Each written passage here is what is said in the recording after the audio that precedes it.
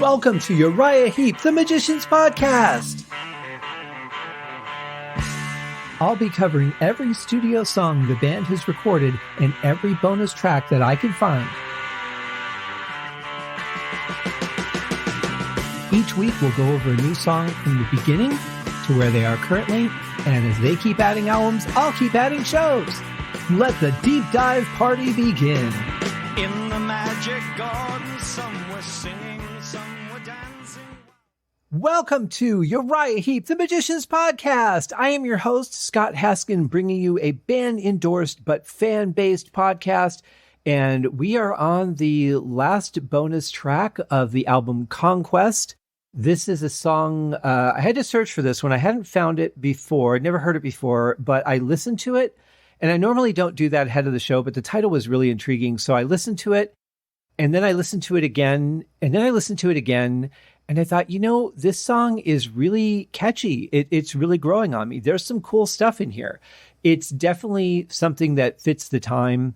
Even going back to the opening track on this album, I think it fits in well with that. And I don't know exactly why it wasn't included on the album, but in any case, we are able to listen to it through the magic of, making it available. So I don't normally get into who does what, but this is a sort of transitionary thing too, because the song was actually written by Trevor, Boulder, Mick Box, Gregg, Dechert, Chris Slade, and John Sloman. And it was recorded in 1980 with John Sloman on vocals and Gregg Dechert on keyboards, and released as the B-side of the Think It Over single. So I started thinking about it, and I thought, you know what? I think at the beginning of the season, I said that Think It Over was on the back of my 45 of Abominog's That's the Way That It Is. But I was wrong. It wasn't. It was actually a song called Son of a Bitch, which I know I listened to it, but I don't really remember the song. So I apologize for that. Think It Over was a separate song released as a single on its own. And this was obviously the B-side of it. But in any case, that clears up the mistake that I made at the beginning of the season where I was thinking that was on the back of my 45. I still love that 45. I don't remember how the label looked on the 45 because I can't remember what label it was, but I loved that it was the full sleeve, because when you got a 45 back in the day, you got two versions of the sleeve. There was either the sleeve with the hole where you could see the record label and you could see the hole in the middle of the record, and you carried it around by that, through your middle finger or your index finger or whatever. Or there was the version that was almost more like an album cover, but a paper sleeve, but it was like the full album cover, no hole in it. You couldn't see the record at all. And that's what this one was for That's the Way That It Is. It was a full on, full paper sleeve 45. And I really like that because the cover of Abominog is so striking. I didn't have the album, but I wanted a copy of the album art, and that was the way you could get it back then. So anyway, that hopefully clears that up. Now, this song that we're going to get into is, you know what? I'm just going to let the song speak for itself, because that's what music is all about. It doesn't need me to tell you what it is before you hear it. It's fine enough to explain it on its own. So here by Uriah Heep, the bonus track from Conquest is My Joanna Needs Tuning.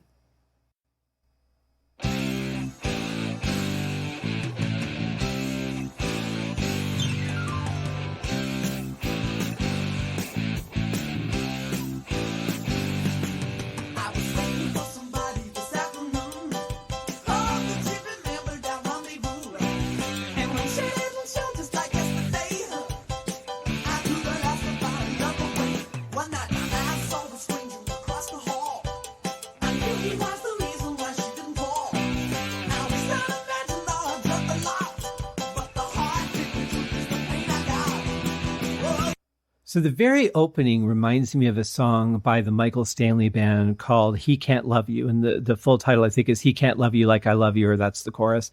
It isn't that at all, but the very opening of it reminds me of that song. And, this, again, it's a very 80s sound to it. They've got the vocal doubler on. I'm still really not sold on that pattern where the third line of the verse goes up into that almost seemingly falsetto. Really just opinion, but that for me, it's neat for a song. But if you do that on more than one song, it gets kind of old. Again, this is a bonus track. It wasn't on the album. I like the song, though, don't get me wrong, but, this is going back to the same pattern of the opening track on the album where it did that.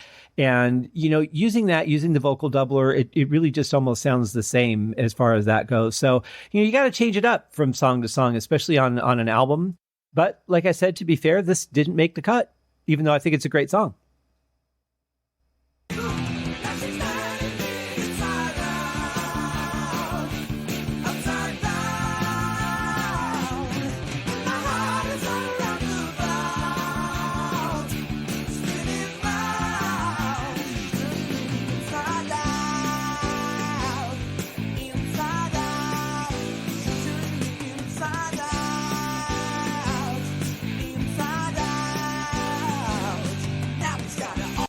Yeah, I do have a bit of a hard time when it comes to a chorus like that when, the writers, are intelligent, and it seems like they could have done something there that was a little bit different than just repeating the same 5 words 4 times and dragging the last word out.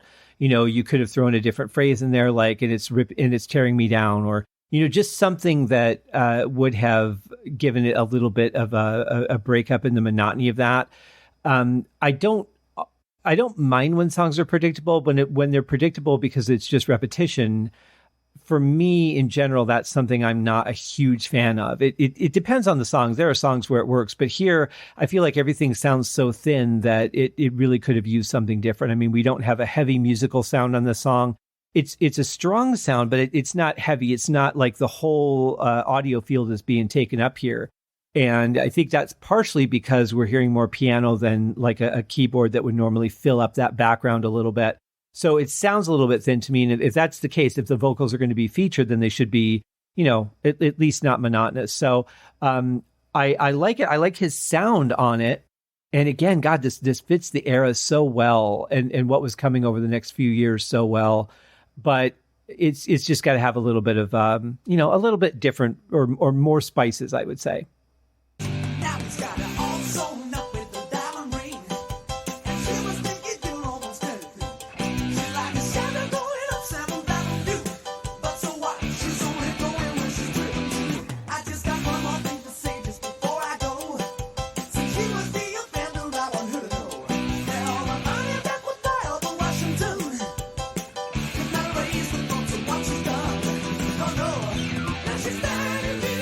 Now, this might seem contrary to what I've been saying, but it's really a different thing. I like the vocal delivery during the verses. I love the placement of the words. I love how they sound, the way that they come out. It's almost like a rhythm inside a rhythm, because the words aren't really written to fit the standard verse. Normally you kind of space things out and find ways to say things that find a certain lyrical flow. I like that he didn't do that. I like that they're challenging to squeeze into that short time frame. And I think the way the placement is, I think the flow of it is actually very intelligent and very nice. I love the performance of it. I love the sound of it. I don't necessarily like the falsetto part of it so much, but I love that almost rap-like delivery of the dialogue or the words.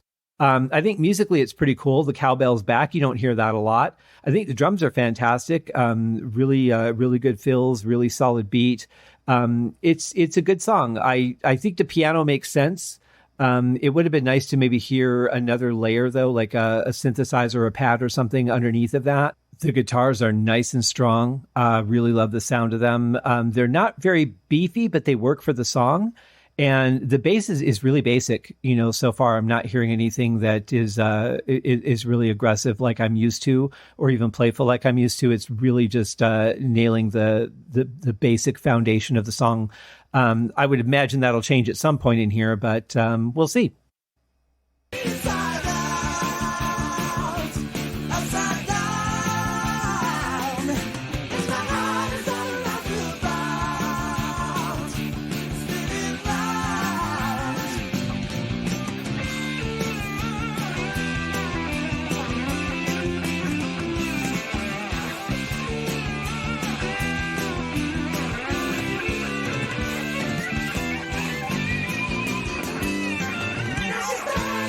Okay, I'm just going to say it. That right there is why the song should have been on the album. That was a good, solid solo. It fit the song very well.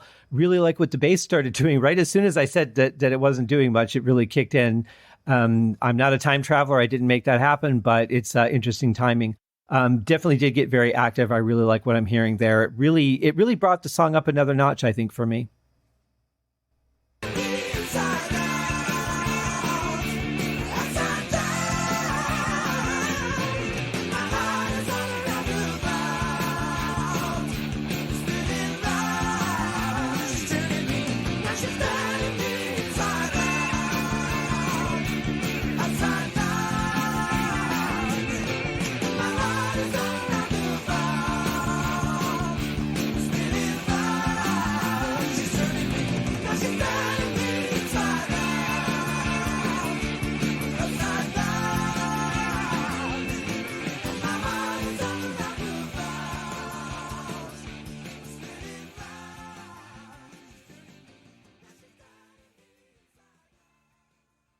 Oh man, I could hear the guitars were just about to do something really cool and we got the fade out. Oh, that happens so often in music. It drives me nuts. Some of the best just on the fly in the moment performances get lost in fade outs because, they know the song's going to fade out. And a lot of times they'll just let loose. They'll just go for it and figure, yeah, maybe they'll catch a little of it. Maybe they won't, whatever. I'm just going to play because I'm in that moment. And then it gets cut out by a fade. And it sucks because there's something that sounded like it was really interesting about to happen. And especially because I like the earlier solo on the song, that sucks that there might have been more I didn't get to hear.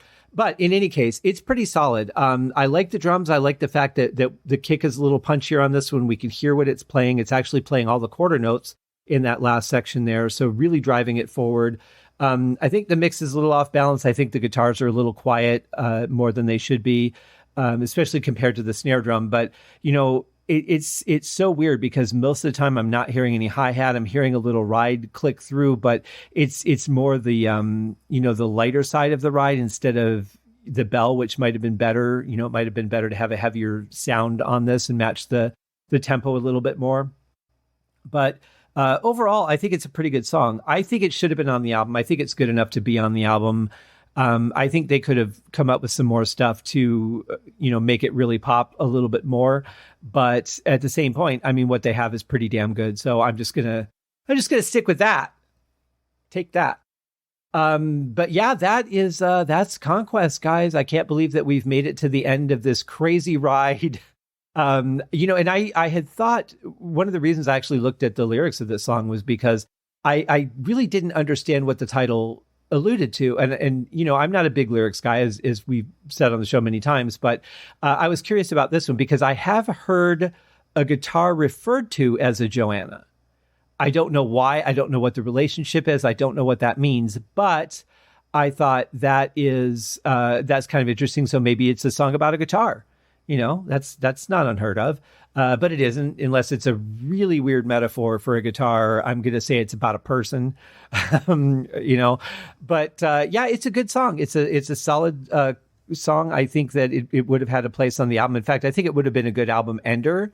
But I'm glad it came out at least on a single because I think that it deserved to be heard. So I'm glad at least it was available to people to hear because, I have a couple of issues with it, but overall, I think it's a really solid song. So that's it, guys. That is season 13. We will be back with our next episode to start the album Abominog and a little song called Too Scared to Run. We'll see you guys. Bye. Thank you for joining me on this episode of Uriah Heep, the Magician's Podcast. If you have enjoyed this show, please consider going over to Apple Podcasts or your favorite podcast outlet, leaving a rating or a review. Be sure to subscribe to make sure that you are notified when new episodes are available.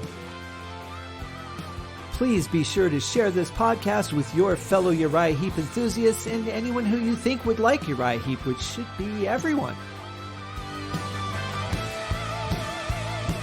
And if you are so inclined, please feel free to contribute to the Patreon account. And if you are not a Patreon subscriber, you can also pay through the PayPal link on the website listed in the show links below. I would also like to thank Uriah Heep for their very generous support of the show, and thank you guys for listening. We'll see you in the next episode. Happy days!